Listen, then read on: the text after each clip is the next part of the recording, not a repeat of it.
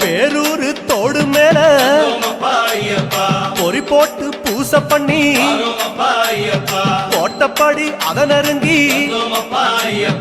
இலை எடுத்து பூச பண்ணி அந்த மலை ஜோதியானவா எங்க காவலாக வந்து சேரப்பா.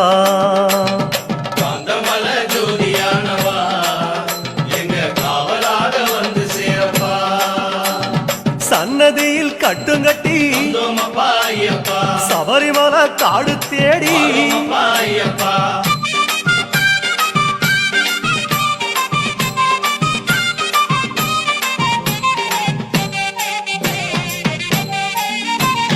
சிவபெருமான் வந்த இடம் சீர்மிகுந்த காளகட்டி காளகட்டி காயோடச்சு அடுத்த அடி அழுத நதி